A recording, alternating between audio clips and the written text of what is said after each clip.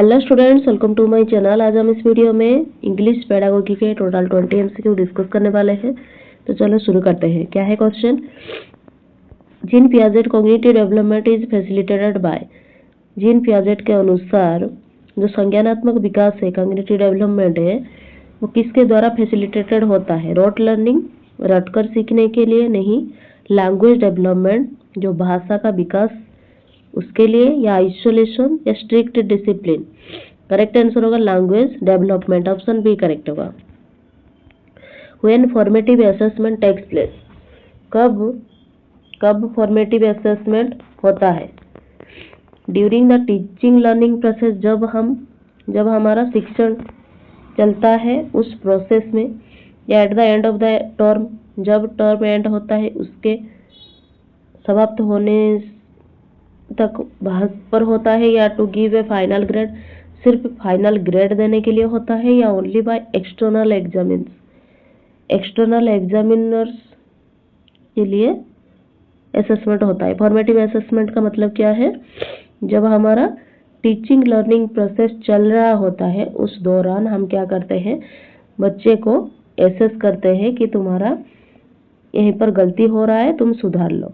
तो वो लगातार चलता रहता है टीचिंग लर्निंग प्रोसेस के साथ। ऑप्शन ए करेक्ट होगा। What is a diphthong? Diphthong का मतलब क्या है? साइलेंट लेटर, शांत अक्षर, या डबल कॉन्सोनेंट साउंड, दो कॉन्सोनेंट साउंड, या भावेल ग्लिड और डबल भावेल साउंड, या short vowel sound.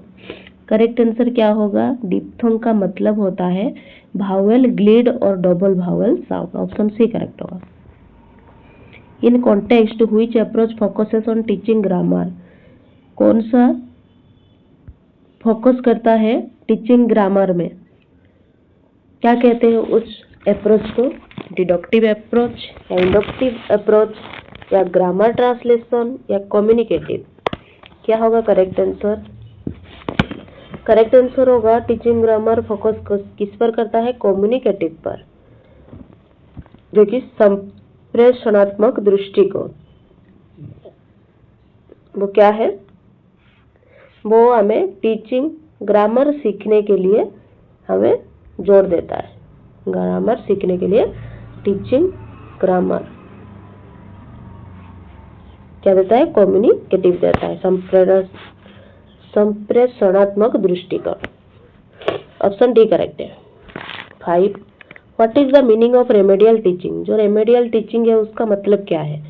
Learning having difficulty in certain area, कुछ एरिया में लर्निंग डिफिकल्टीज पाना, या एडवांस्ड लर्नर्स जो है वो एडवांस्ड होना, या ऑल गिफ्टेड लर्नर्स, केवल जो गिफ्टेड लर्नर्स है उनके लिए रेमेडियल टीचिंग है, या ऑल टाइप ऑफ लर्नर, सबके लिए।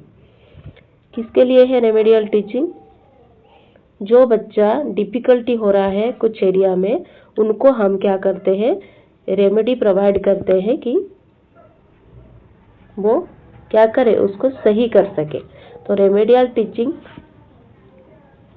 का मतलब है learning having difficulty in certain areas. What is the productive language skill? इन चारों में से कौन सा प्रोडक्टिव लैंग्वेज स्किल है? जहां पर हम क्या करते हैं, हमारा जो विचार है, जो हमारा थॉट है, वो हम क्या कर पाते हैं? एक्सप्रेस कर पाते हैं। तो क्या है? रीडिंग और स्पीकिंग। स्पीकिंग में तो हम हमारा जो थॉट है वो व्यक्त कर पाते हैं, लेकिन रीडिंग में हम व्यक्त नहीं कर पाते। ऑप्शन ए गलत हो जाएगा। लिसनिंग एंड रीडिंग गलत है। स्पीकिंग एंड राइटिंग, जब हम क्या करते हैं? बोलते हैं और लिखते हैं, तब हम क्या करते हैं? हमारा थॉट को क्या करते हैं? व्यक्त कर सकते हैं सामने वाले के लिए। तो प्रोडक्टिव लैंग्वेज स्किल क्या है? Speaking and writing. Listening and writing, केवल सुनने में क्या प्रोडक्ट निकलता है? ये गलत हो जाएगा। ऑप्शन सी करेक्ट है। What are the receptive language skill? Receptive language skill क्या है? जो क्या करते हैं? हम रिसीव करते हैं। किससे हम रिसीव करते हैं? रीडिंग में रिसीव करते हैं, हम। राइटिंग में रिसीव नहीं करते। अभी हमने पढ़ा राइटिंग में क्या करते हैं? हम हमारे थॉट को एक्सप्रेस करते हैं। वो प्रोडक्टिव लैंग्वेज स्किल है राइटिंग। तो ये तो नहीं होगा।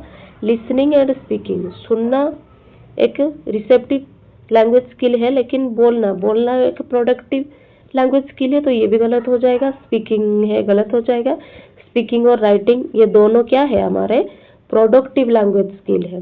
लिसनिंग एंड रीडिंग, सुनना और पढ़ना ये क्या है हमारे ग्रहण करने वाले कौशल है, जो हम रिसीव करते हैं किससे, लिसनिंग और रीडिंग से।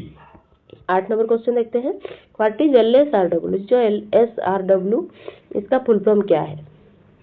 L का मतलब लिसनिंग, S का मतलब स्पीकिंग, R का मतलब रीडिंग, W का मतलब राइटिंग। कहाँ पर है, लिसनिंग, स्पीकिंग, रीडिंग, राइटिंग। एक सही लग रहा है, फिर भी देखते हैं। लर्निंग नहीं, listening, singing, learning, speaking, option A होगा correct. Listening, speaking, reading, writing, option A सही है, ये सही क्रम है। Which is emphasizes on continuous and comprehensive evaluation, जब हम सतत इवैल्यूएशन करते हैं, समग्र और सतत इवैल्यूएशन करते हैं, तब किसमें ज़्यादा एम्फासाइज हम देते हैं, किसको महत्व देते हैं। रिडंडेंसी ऑफ बोर्ड एग्जाम को देते हैं, या मार्क्स एंड ग्रेड्स, केवल मार्क्स और ग्रेड को नहीं। कंटिन्यूस टेस्टिंग फॉर स्टूडेंट्स को सिर्फ टेस्ट करते हैं नहीं। How learning can be observed, recorded and improve, ये होता है गलत। कंटिन्यूअस एंड कॉम्प्रिहेंसिव इवैल्यूएशन, हमें क्या करते हैं, उन्हें देखते हैं, ऑब्जर्व करते हैं कि उनका इम्प्रूवमेंट भी हो रहा है और वो क्या कर रहे हैं, नई चीज भी सीख रहे हैं, ये होता है हमारे continuous and comprehensive evaluation. Option D होगा सही। In scanning reading activities what learners help to find, जब हम स्कैनिंग करते हैं कुछ भी चीज को, जब हम रीड करते हैं, सिर्फ स्कैनिंग करते हैं, तो क्या होता है उससे, तो जो मेन आइडिया है वो स्पेसिफिक इंफॉर्मेशन हमें मिलता है कि इसका टाइटल क्या है, इसमें क्या दिया है, मेन थीम, वो हम पाते हैं। द राइटर्स ओपिनियन, राइटर का ओपिनियन नहीं, the central idea, difficult word, specific item और पीस ऑफ इंफॉर्मेशन, कुछ पीस ऑफ इंफॉर्मेशन हमें मिलता है स्कैनिंग में। ऑप्शन डी करेक्ट है। What refers to the rules of syntax, syntax का रूल क्या है, सिंटैक्स का रूल क्या है। मीनिंग ऑफ वर्ड्स, वर्ड का जो शब्द है उसका अर्थ निकालना, या सेंटेंस स्ट्रक्चर, वाक्य संरचना के नियम ये होता है, या साउंड सिस्टम या स्पेलिंग। करेक्ट आंसर होगा सिंटैक्स, सेंटेंस स्ट्रक्चर, वाक्य संरचना के नियम, ऑप्शन बी करेक्ट है। In teaching English the primary aim of what to develop, जब हम इंग्लिश टीच करते हैं, तो उसका प्राइमरी एम क्या है, किसको डेवलप करना। कम्युनिकेशन कॉम्पिटेंस, संवाद क्षमता को विकसित करने के लिए, या लिटरेसी इंटरेस्ट, सिर्फ रुचि के लिए नहीं। रीडिंग एबिलिटी ओनली जब आ जाएगा तब वो गलत हो जाता है। मेमोरी पावर, हमारे स्मृति शक्ति के लिए नहीं। करेक्ट होगा ये कम्युनिकेशन कॉम्पिटेंस, क्या करते हैं हम, संवाद क्षमता को हम विकसित करते हैं। टीचिंग इंग्लिश हम जब पढ़ते हैं या टीच करते हैं तो वो क्या करता है, संवाद क्षमता को हमारा विकसित करता है। Teaching dimension aid is what type of model, teaching dimension aid जो है हमारा वो किस टाइप का मॉडल है। स्टिल पिक्चर, स्थिर एक छवि ये है, या 2D पिक्चर 2 आयामी पिक्चर है, या 3D पिक्चर है, या डिस्प्ले बोर्ड है। करेक्ट आंसर होगा वो कैसा मॉडल है, 3D, 3 डायमेंशनल मॉडल। कैसे होते हैं, त्रिआयामी, कैसे होते हैं, त्रिआयामी होते हैं, त्रिआयामी।